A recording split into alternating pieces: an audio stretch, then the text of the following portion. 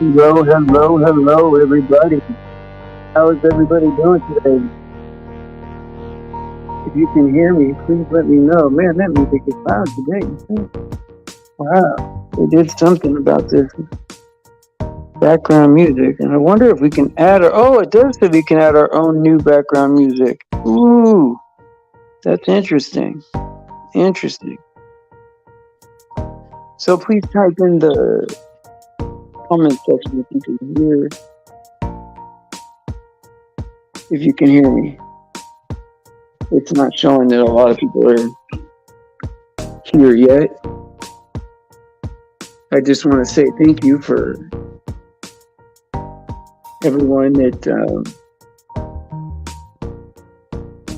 Let me turn this off real quick. Alrighty. Turn this off real quick. Alrighty, everybody. I guess the alerts didn't go out. The alerts didn't go out as quickly as I thought. Hey, Michael, if you could share the show on the Skype link, I would be super awesome. Happy about that. Yes, we do. Let me see. Once we get some people in, we could start a group prayer. And yeah, absolutely. Absolutely. Hey, Deb, how you doing? I just want to make sure that this gets shared on the Skype link. I could do it myself, but I would bump myself off. There is something on my heart to talk about, and it's this whole thing about like what's the minimum we got to do for salvation, or it's really a subject that I don't think that it doesn't really exist in a person, right? To do the minimum, right? It's you either. Oh, I'm sorry. Share this link. Yes, please share the show in the Skype link in the Skype group. Yeah, that way, if the alerts didn't go out, at least people could log on or whatever. Oh, you're doing it, Deb? Okay, cool. Yeah, I didn't know you knew how to do that, Debbie. All right. So you're learning. I did check on you the other day, Deb, to see how you were doing, because I've been spending a lot of time trying to take care of myself the last day or so or whatever, and I feel kind of, not that I feel bad for taking care of myself, but it takes time away from the other stuff I'm doing, and I had the spirit of doing the minimum for my health, right? And that's not good, man. While there is a minimum requirement for things in the world, right? Nobody's shooting for the minimum, but it's important to know what that line is, It's important to know the difference between life and death, the difference between being saved and not being saved, the difference between right and wrong, good and bad, right? There is a line that separates that. But going to doing everything in a minimum way, right, is not what this channel is about. We want to do everything. I want to do everything that there is to do. You know what I mean? Like I won't be able to, and I'm not any better of a Christian than anybody else here. But if I could do everything in the Bible, I would do it, And I think we should try everything. And I know that you guys agree with that, right? I mean, I'm not going to say that I would speak for you and say that you guys agree with that, but you agree that there's a minimum that we have to do, but nobody shoots for that, right? I don't see that happening with because it's hard for me to picture a regular person, right, that goes to Romans 10:9, right, and says, okay, well, I confess Jesus as my Lord, and I believe, and I'm saved, right? And then they stop right there. I've never seen anybody just stop right there and say, okay, well, I'm this is as grateful as I'm going to be about being saved, as if it was some kind of like expectation, and then just roll and go do whatever you want to do. I've just never seen a person like that.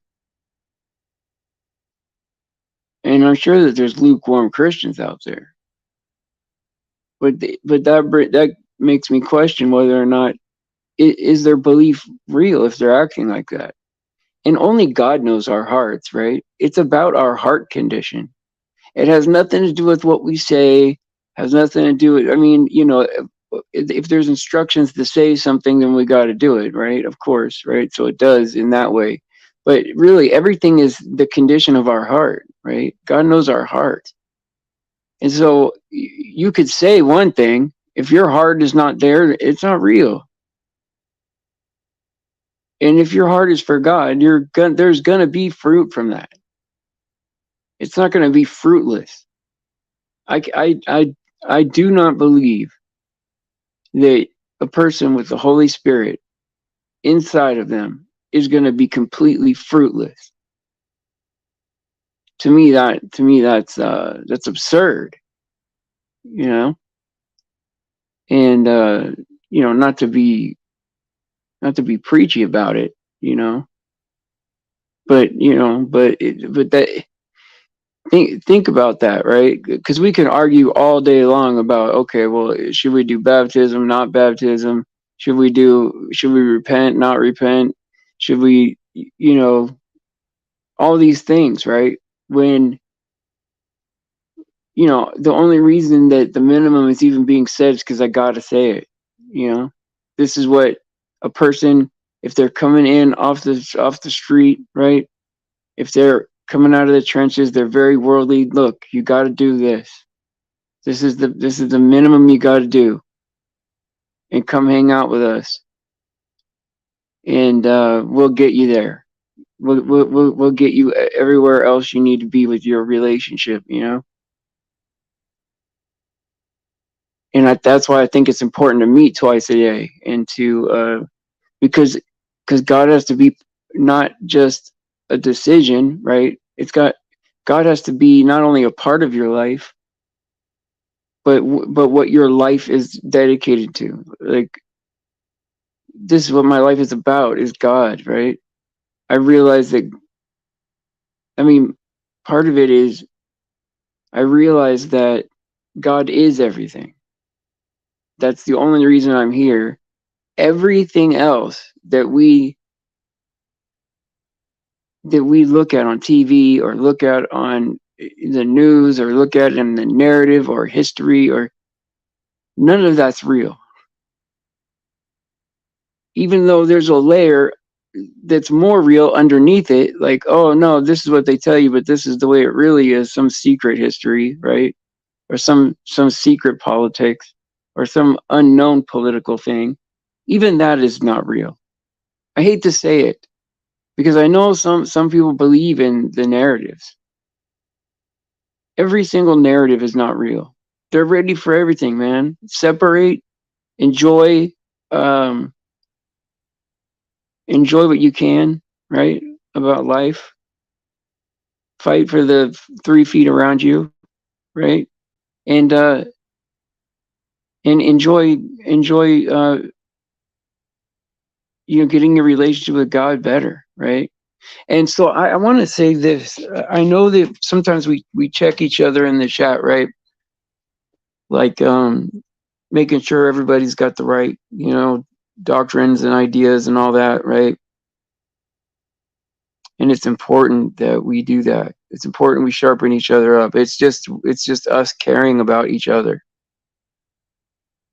We're not trying to get on anybody's nerves about it, right? We're not trying to be overzealous or cross the line with people. And if we do, we can apologize for it later and find out later, or whatever, right? And I think we're all starting to understand that. We're here to sharpen each other up. So if we're trying to be zealous in the chat and saying, listen, you got to do this and that, it's not to get on your nerves. It's so that you have a life-saving message, right? To make sure that what you have is life-saving. Oh yeah, I'm missing Ray so much. Yeah, I wish Ray of Sunshine would be back. I saw her the other day and said hi to her in Kylie's chat. I think about her a lot. You know, I do, at least once a day. And you know, there are strong people, right? That you think about them less because they're strong, right? Because they're, you know, that they are okay. You know, that's not a good or bad thing, right? Because I'm not okay. Trust me, I need a lot of attention, right? Yeah, I think you're right, Clutch. Just leave it alone. Because I talked to her the other day. I just said I missed her, and she, you know, she was pleasant to me. So that's enough. Nobody wants to be. Nobody wants to be. You know, who am I, man? Be chasing some lady down on the internet. What does that look like, right? Just leave her alone. Yeah, she's a good lady. So, but you want to like the urge when somebody's upset with you, right? Or even when someone just disagrees, right? The urge is to want to fix it so bad that like you make it worse, you know?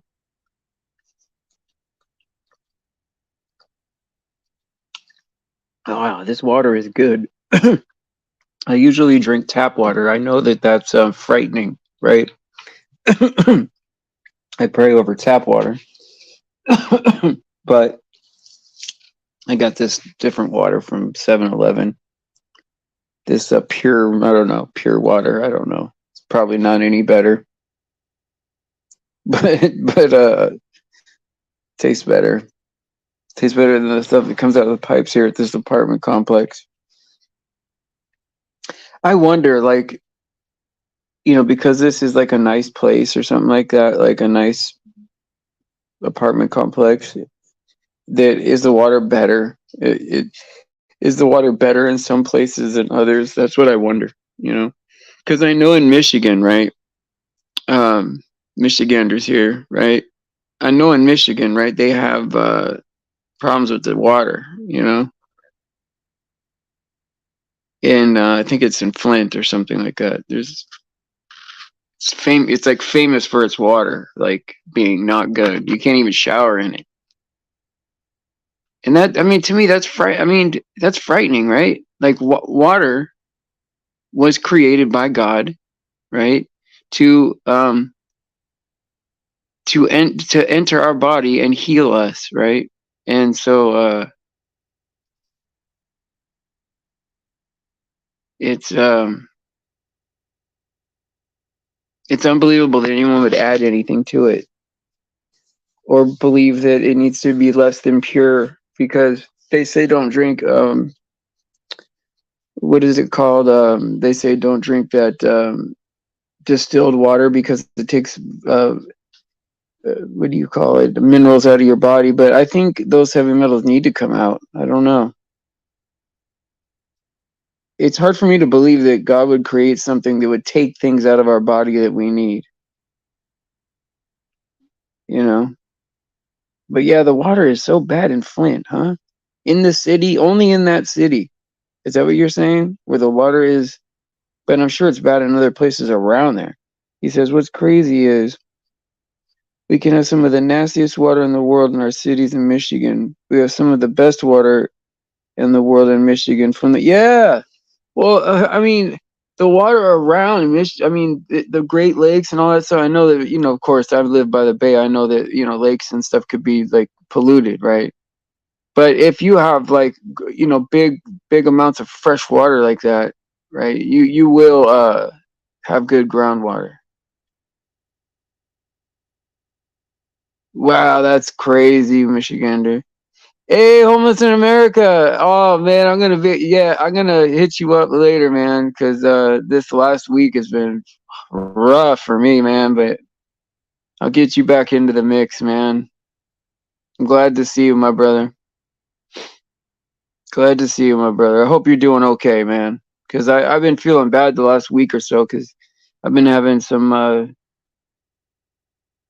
well, I always have money issues, but I mean, but I make it. Yeah, yeah, yeah. Oh, I love you, brother, man. Yeah, yeah. Don't worry about it. No worries. You're part of the family here. You're part of me, you know? I think people don't, well, I think some people do understand what that means, you know? And I think there's some people that don't. But you guys are part of me and part of each other. And you know, this is what it is. And it takes all different types of people at different levels of strength, and you know, and some people have a maybe a high emotional maturity and a low spiritual maturity, or a high spiritual maturity and a low emotional maturity. But we all have gifts. We're all at a level that can help another person, right? You might have good social skills. You might not have good social skills. You might have good health and good tips, and you might have bad health and bad tips, right? But it's like we all make a body, right? And sometimes when you have less of one thing, you have more of another thing. That's right. And the heart has no limit for loving. Oh yes, Michael. Yes. So hey, prayer time. We're gonna add prayer to the show. I think I pray before the show anyway because I'm always talking to God, but I think there's something about praying when everybody's here, you know. So, Father, I just want to ask you to put a hedge of protection around us and around our families, and to help us to desire doing your will for us. Help us to want to do it. Help us have peace and joy in us during any kind of storm that you have in front of us. Help us feel the peace we would feel after it's over in the storm while we're helping you, while we're being what you imagined us to be. And Father, please be there for all the victims in the world, and of course all the children, everybody that's involved in any kind of conflict or war or pestilence or anything. Please be with them, give them comfort. And I pray this in Jesus' name, amen. And I think God knows also. Oh, thank you for saying that, Michael. I do want to be healed. I do have to go back to the doctor today. I was afraid of this, that they do all kind of unnecessary tests on you when you go there. And they did like a stomach stomach x-ray, a torso x-ray, and they put an IV in my arm. And I mean all this stuff that's unnecessary. I just wanted to get my medicine that I forgot to pick up. And then they wanted to do that test for my, you know, that test of the for the thing, and I had to like talk my way out of that because I'm, you know, non-V'd, right? I don't have the V, so like I'm a high risk to them, even though I don't hang out near anybody and I'm just by myself all the time, which to me I would think is the best thing to do if there was something going around, right? If that were true, right? But whatever. Sometimes you still gotta talk your way out of certain things because people don't know that you could say no. They think that if someone asks you to do something, that you have to do it. But we have the right to say no a lot of times. Like if they say, "Hey, you have to do this to come in here," you can say no, and sometimes sometimes they don't have really the right or authority to ask you to do that. But nobody questions it. They just get in line and do it. Yeah, exactly, Debbie, right? I just tell them, hey, look, I'm only here for this and that. I don't want nothing crazy. You know, nothing crazy. But yeah, I mean, I think there's a lot of things like I need to tighten up like the doctrine around here so people understand like what my beliefs are, right? Because I don't want people thinking that this is like a very, very wide road of beliefs, right? I mean, everyone's got different variations of the narrow truth, right? But it's got to be narrow, right? Like what we know has to be held, right? Like if we know what salvation is, then we got to hold true to that, right? If we know what certain things in the Bible are, right? If these are things we know, then we got to hold fast, right? But if they're things that we believe to a very high degree, even if it's 99%, okay, well then, you can leave it open to, a little variation, right? But like if we open it too far, this is the problem. One, we want to make sure everyone has a life-saving message, right? That they know that what they believe in is what will get them saved, right? And number two, if you widen the road too much, you let too many people in, right? At a time. The idea is if you're narrow, you'll get one or two people at a time that will assimilate to what the group is doing. But if you widen it to the point where, say we have 10 in here and we get 10 new people, then that pushes the people that were here out. Hey Rowan, how you doing, buddy? Oh, I'm sorry that you missed the prayer, Shannon. I don't think that you miss any of my prayers because you guys are all in what my prayers are. I think about you guys, right? There are times that I've told people that I would pray for them, right? So many people that I can't remember all the people that I said that to. And I have to just humble myself, right? And say, God, all the people that I've said I would pray for, I want to pray for those people right now. Um, you know, what they need and what they what I told them I would pray for, and God knows, right? God knows. And so you guys are in my prayers all the time. And so even if it's not specifically for you, you guys are on my mind and on my heart, right? And I think prayers are like the strongest thing we can do because it's the thing that they project as the weakest thing, right? Like I remember that because of the image that the world gives us about prayer, right? The world image. Whenever I was in trouble and someone said, "Oh, I'll pray for you," I used to be mad about that. Like, "Oh, okay, yeah, whatever." And then don't help. Like that's what I really believed was happening was that a person was choosing not to help me. But in reality, that was the strongest thing to do, right? And they have us so upside down. So you need a sandwich maker, right? So are you talking about like a panini maker, or what are we talking about? Like something that's like gonna melt cheese? Is that what you're talking about? Because I can't picture what you're talking about, except for if you're talking about paninis or like grilled cheese or something. I don't know, man. All the above, huh? Okay, all right. Well, I can understand not wanting to have cold sandwiches. You know what I mean? Like, hey, I should never eat a cold sandwich ever again. They should all be warm with melted cheese. I get it. I don't think I could eat cheese now. I don't think I could tolerate it with my stomach, but oh, you want a woman in your life, a sandwich maker. Oh, okay. Okay. Okay. That's an interesting take. Yeah, Deb probably knew. Yep. Yep.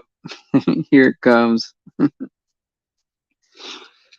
Yeah. Well, I mean, we're all fallen, right? Nobody's perfect. There's worse things to say in the world. It's funny in a way. You knew that's what he meant too? Well, there was this, I know I bring up Family Guy a lot, but it's the most depraved thing that I could think about that gives me an idea of like what the world is, like gauges me with what the world, the images are, right? Like what are the limits of their humor? What do they believe, right? And so I was watching this clip, right? Because I can't watch a whole thing. Maybe I could watch the whole thing, but I'd watch clips, right? And it was like a two-minute clip, and Peter was like, he's the dad or something like that. He had his wife was hurt or like with broken legs or whatever, and it was a comic where he was like, "Here, can you fix my vacuum is broken?" And I was like, "Oh, that's messed up because she vacuums the floor, you know."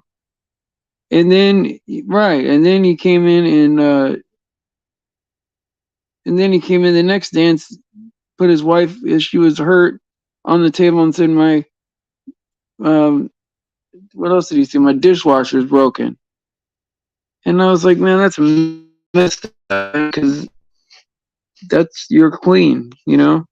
But yeah, I thought it was a machine, right? I thought you were talking about a machine that you put like food, like meat and vegetables on with cheese, and like a Foreman grill or something, a panini maker, and then you would have sandwiches. I didn't know you needed someone to make you sandwiches. Yeah, Deb, I mean, it's important though to understand that they were trying to make a joke, right? Even though it's not funny, right? But to know what the intent is, right? Because then you don't get angry about it, right? There's no use in getting angry about it because the world is fallen and messed up, and we know that. And so when things offend me, right, I don't take offense to it because I know that this is just where the world is at. Probably worse. There's probably people that hate me, and want negative things to happen to me, and I can't feel offended by that. I gotta be strong. I gotta know that whatever bond I have with God is way stronger than that, and that God is on my side and He won't ever let me get hurt. Man, I'm losing fans, man. Look at all these people. There's only 7 people left. I must not be that entertaining today, I wanted to add Tom today to the show, and but I was like, it was like almost 7 when I messaged him, and I didn't ask anybody else. And so I'd like to have Stephanie on soon because a lot of the doctrine I wasn't able to like get it tightened up to where this is like what the channel believes, right? I've left a lot of things open because a lot of people came on with their beliefs, and I gotta like round it out to make sure that everyone doesn't think that, just because someone else has kind of a strange belief, that's not my belief. So if I don't reconcile that, then people assume that I agree, and so I need to round that out with somebody that's doctrinally sound, in front of you guys, right? Yeah, she is. She's I you know what? Like she'll message me about like doctrine issues, right? And it was always helpful, but now I count on it. Like now I count on it. Her feedback. Yeah, Shulamite's amazing too. Yep, that's right. We're very lucky to have the people we have. And Jake is good, and all of you are good, really. All of you have like a gift that other people don't have. I mean, that's a fact. Because like when we're looking at the thing that we're good at, right? There's other things we're not looking at. There's so many variables to life and holding things together. Because even just a disagreement in the chat, right, is not just two sides, right? Because then, however I deal with it affects other people that are watching me deal with it, right? It's there's so many variables to factor in that people don't see, right? And so that's how I know that no matter what we're doing or what we're even good at, there's always things that we're not looking at, and there's always things that we're not considering. because everything's a ripple effect too.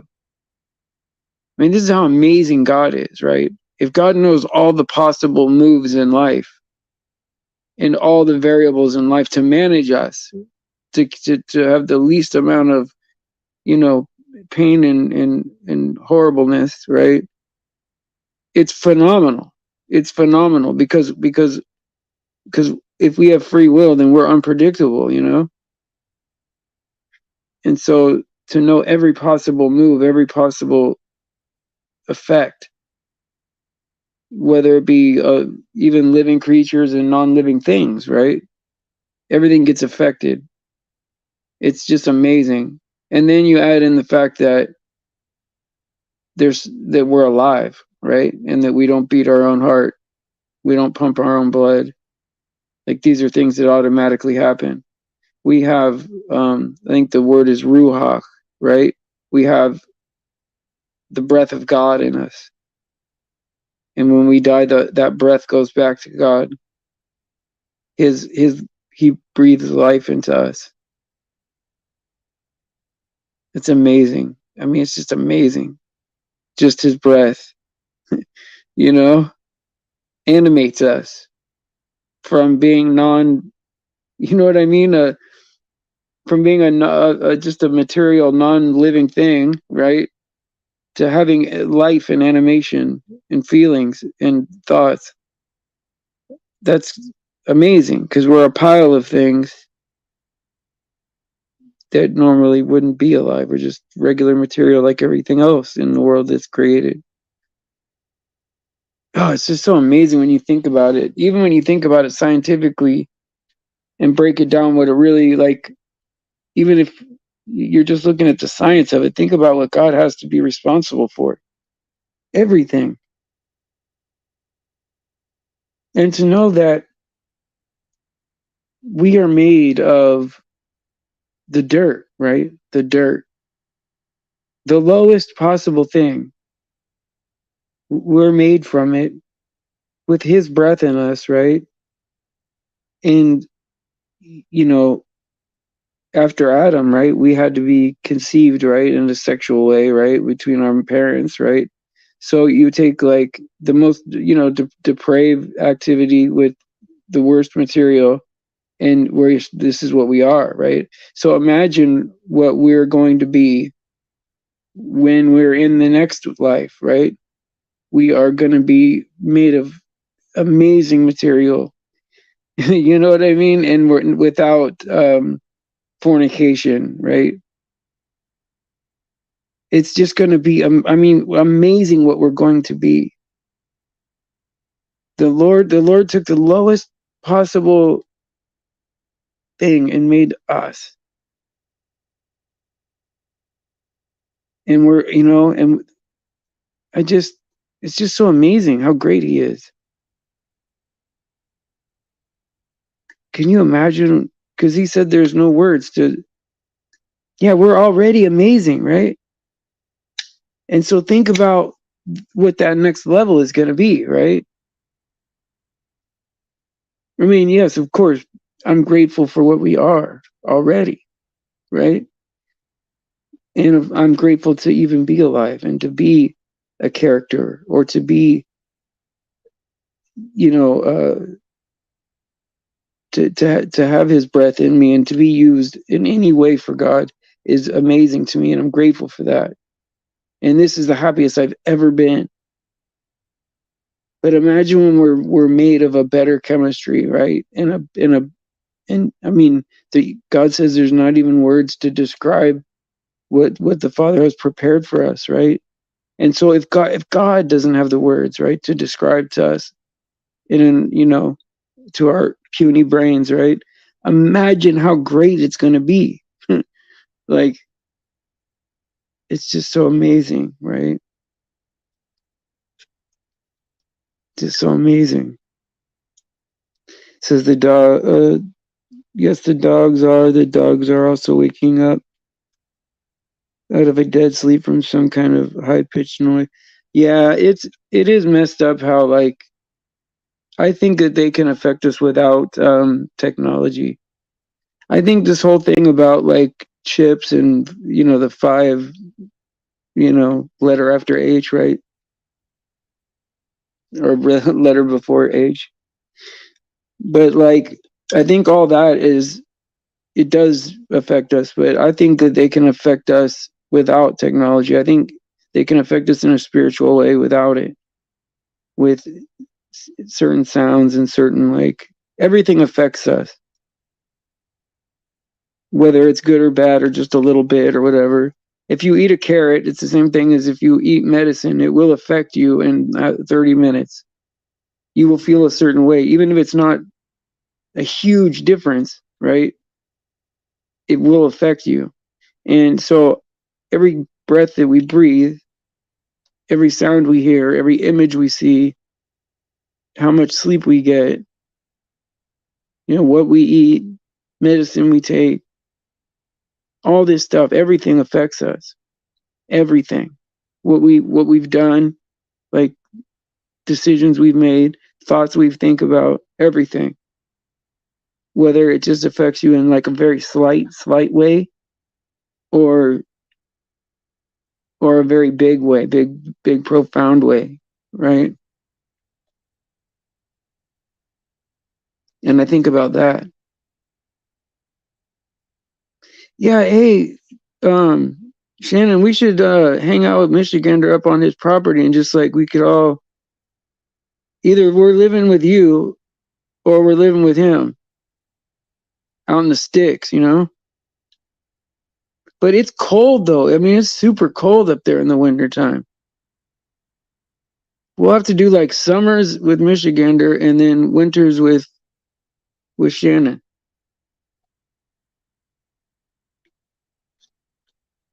I think that would be great. Yeah, but I think that if you have more than 3 dogs, right? I think you should have less than 3 dogs or 4 dogs. But Michigander, his dogs work for him though, so like they have a purpose. They help get wood and all this other stuff. Oh, you hibernate and you like playing in the snow, so it helps. Well, I don't get that. Like, what do you mean by hibernate, right? Like, in the wintertime you sleep more. So, oh, you're a year younger than me. Did you know that? That's crazy, man. I'm getting old, brother. I'm getting old. I mean, not old, but like my prime is over. Like, it's been over for about 5 years or more, probably. You have 2 dogs? If you have more than 3 dogs, you might be a redneck. Remember that guy? I forget his name, man. He used to say all those stuff. We used to have like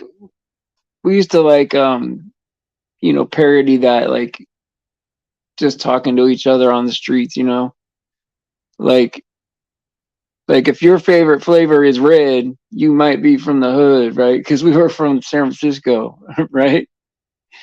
And we would try to like mimic that redneck guy, right? Like, if Santa Claus owes you $10, you might be from the hood.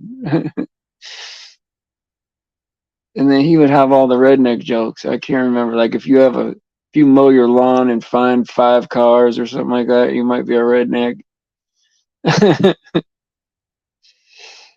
Yeah, well, you're a specimen, man. I'm the image of just shriveling up, right? I'm Mr. Burns over here. I'm aging in dog years, I need to exercise more and be healthier. I'm not a very good animal. I'm a decent human, I guess, but I'm not a good animal at all. I need to work out more. Back when I was in the army, when I was indestructible, maybe at that point I was somehow a good animal. But that's not the part of me that I like the best. I want to shed that and just move on, right? And maybe I'm like wanting to move on a little too quickly, right? A little more quickly than most people, right? Yeah, you're right about that. Just keep it real, right, Debbie? Just keep it real. No, I don't think the 40s are the prime of life. I disagree with that, though. I would say this. If I had a perfect age to be, I would pick 35 because I was still was like good looking enough to be like I was in my 20s, but I wasn't stupid. You know what I mean? Like I was still not as smart as I am now, but like I wasn't like real stupid. And that's the worst part about my 20s is I thought I was smart, right? I thought I was like super smart, but I was, and maybe in some ways I was, but not in a way that would help me.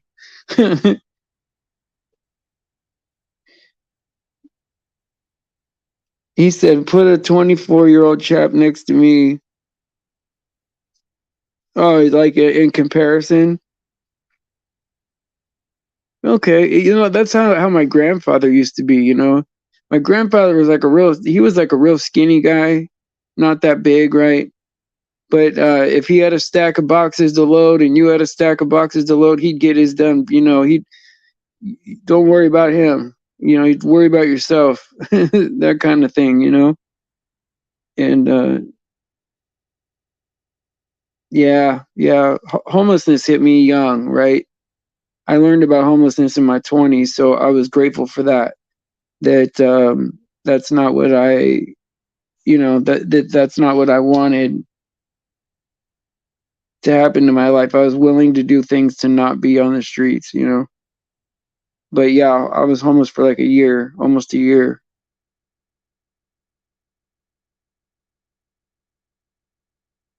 Yeah, I didn't know what a sandwich maker was. I had no idea what that was all about. Yeah. I'm trying to think like the two girlfriends I had that I was in love with, right? I wonder if I was maybe the sandwich maker. I mean, I dated a lot. Like I had a lot of different girlfriends, but and I was always with somebody. I couldn't be alone.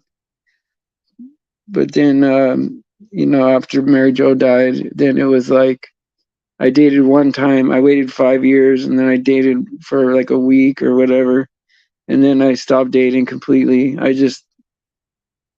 Once I lost her, it was like I didn't feel like I was missing anything because we're still together in my mind.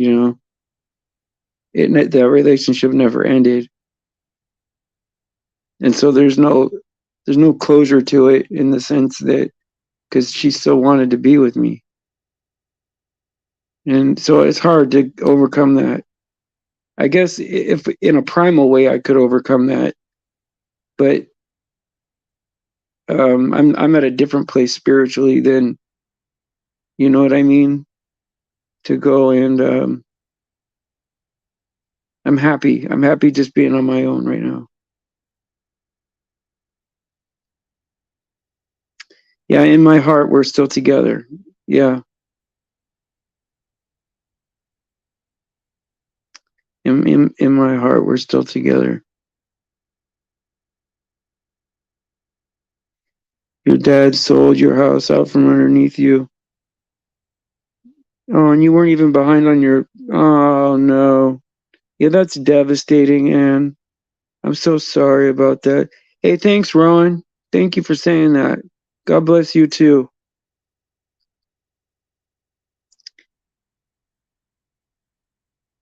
Yeah, that sucks, Anne. I'm so sorry. Because that's what it is, right? Because like when I was going through my homeless phase, right? A lot of it has to do with what our relationship is with our fathers, right? If you have a good relationship with your father, then most likely you won't be ever homeless. If your relationship with your father or mother is like real rocky, then your odds of homelessness go up. And so that had a lot to do with, you know, my situation, because if if me and my dad had a good relationship at that time, he wouldn't have let me be on the street. And that, I mean, and whether that's our fault or not our fault or their fault or whatever, right? Or just circumstances, it's just one variable in the statistic, right? That I've noticed is like common. And there's a lot of veterans that are homeless, right? Even though we're only 2% of the population, we're 25% of the homeless population. So that's interesting too, right?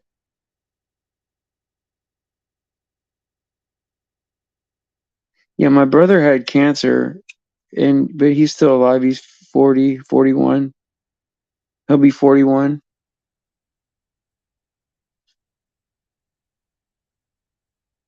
And he looks great. He's big. He's bigger than me. He's like 6'2", 200 and some pounds. And I'm only 5'10", like maybe 185, something like that. I mean, I'm not small. I'm not a small guy, but I'm not a big guy either. Yeah, that sucks, man. All those cruel things that cause you hardship. I'm sorry about that. But sometimes we go through those things, right, to make us stronger. I bet you're so much stronger now than you were before. And if anybody was ever in that situation, you would know how to get them out, right? And that gives you tremendous value to people. So know that, right? That gives you a high amount of value to other people. When you break free from the matrix, you can walk off the road, walk off into the woods and build a beautiful home out of sticks. You can. That's right. Hey, if you got two hands, right? Hey, look, the Son of Man didn't have a place to lay his head, right? Jesus had to travel too, here and there and wherever, right? And so, yeah, it should be wherever you go, you'll be fine, because we're more important than the. Oh, are you crying in a bad way? I'm so sorry, Anne. Did I make you feel bad? I mean, what I meant to say was how much value you had to other people and how much value you have to us. I've been watching your videos for at least 3 or 4 years now. I remember that one you had. Oh my God, you had one that was just crazy. That guy walking backwards. And so I know that you've been in my life, whether you know it or not, for a while, years now. And we used to watch Michelle X videos together. I know you used to be over there a lot. And it counts for you too. You're part of me too, right? You're part of us, right? And right, we'll never be homeless again. We'll always have God, right? We'll always have God with us. And whether we're outside or not, we're not going to be homeless. We're going to have a place to go. As long as we're doing the right thing, right? If if we're doing the right thing and staying away from things that are bad for us and other people, it's going to go okay for us. There's always going to be a place to go. And that's why, like, I know I do talk about this a lot, and I don't want it to ever sound flippant, right? But I get a little pension from the military, right? And, joining the army was probably one of the better decisions I made, because I've had 5 surgeries, right? So, I mean, I do have that in my life. It's hard, right? But I don't have to work either. And so I'm grateful for that. But if I had to give up all this money in exchange for, like, it's not even that much money. It's barely enough to live, but I'm grateful for it. But I would give it up in a second if they told me I had to get that V or whatever. Then I would just give it up and walk the earth. Go find Michigander. help him build a house out of sticks. And so I don't mean for that to sound bad, right? But I would give it up. I mean, without a doubt. It says, I tried to recently help a homeless person by inviting them into my own house, but she did not want to do anything to help herself or even wash her own dishes here. Yeah. Well, you can only help someone as much as they want to be helped, right? They still have to they got to stay away from substances. They got to not want to be, because a lot of times it's alcohol or drugs, right? They make somebody homeless. And a lot of times it's mental health. So there's a lot of care, right? They got to do for themselves. And yeah, and that's what sucks, right? Is when you help needy people, they just stay needy. They're not good at reciprocating and helping you back. So I know that it doesn't seem like it should be this way, but sometimes you got to drop your expectations of them at all, like as if they're never going to help you, and just do what you can do, only what you want to do. Because if you do more than you want to do, then you might form resentment because but thinking that they owe you for that or whatever.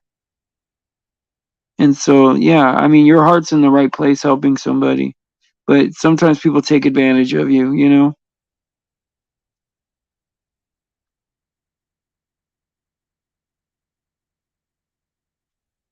Yeah, I understand that, Ann. If she would have just helped you straighten up the house and keep it nice, you would have let her stay there for as long as she wanted. See, you had a good heart. I bet there is somebody out there that would take that deal. But unfortunately, there's a reason why people are on the street.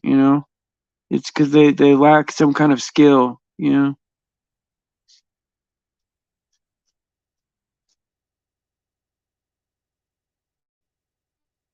And you're right.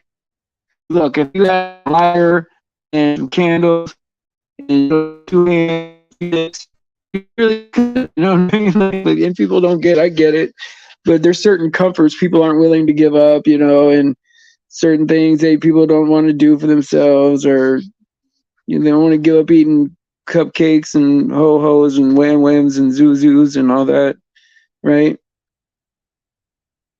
And but yeah, you're absolutely right.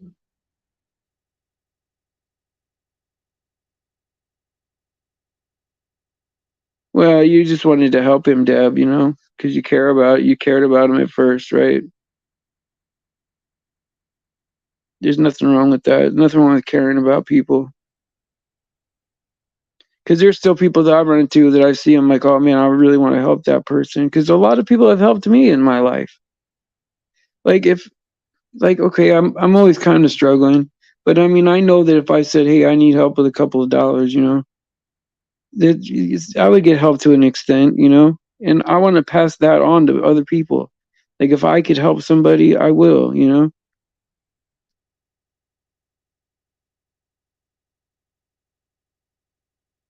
Well, Deb, yeah, but here's the thing. Once you know that, right, it does you no good to say it. All it does is cause you grief for pointing that out, right? You write something like that, and people are going to take that in a negative way. So you're better off just having some restraint and just don't say that kind of stuff, because it doesn't help you. Even if you think it's true, or if it is true, right? Think about how how Jesus was, right? There were people that dug their own grave with Jesus too, right? But he just was so good about only speaking when it helped people, only, you know, being there with a solution, helping people with a solution. It was beautiful, right?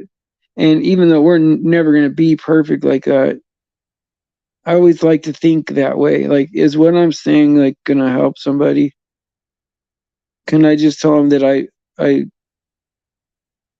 tell people, okay, well, I would have helped you at this point, and I don't have to write down that I won't help you now. You know what I mean? But who knows? I mean, I'm not being critical of anybody. It's not wrong to say that if it's honest. But I'm just saying. I know, hon. I know, hon. But see, then that's on him, right? That's not. That's not. I mean, even though you think it affects you, because it's really not you being negative. There's people that say negative things about me 24/7. And if I responded to it, right, then I wouldn't be doing anything else. I wouldn't be able to be here to help anybody, right? I would just be addressing all the times people are talking crap about me, which is constantly. I mean, it's constantly happening. And so I just say, okay, well, because we have free speech, right? He could say whatever he wants on his channel. If if people want to say bad things about me, then that's their business, but people are going to know that I'm not like that, and they're going to know it's not true, especially once they get to know me. And you never know, that might send lost people here, right? I want to check this guy out that he's talking crap about. And then they come here and then they find out that we're just nice over here. If you dig deep enough, you'll discover we have devolved in our lives worse than those that came before us. Yeah, I mean, that is true, Ann. But I think there's value in thinking like how Michigander thinks, right? Positive, right? Like two hands and a book of matches, and you could live, right? There's value in thinking that way.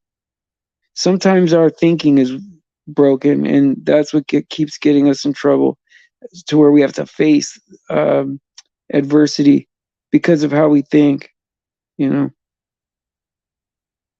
Oh, I'm so glad that I inspired you to have a speech about that. Then you could, yeah, make a video. That's great. I'm so glad. Yeah, I think that everybody rocks in here. I think everybody has high value in here. And he's one of those guys, right? That, no matter what situation he's in, he's okay. And there's value in that. That's having peace while you're in the storm,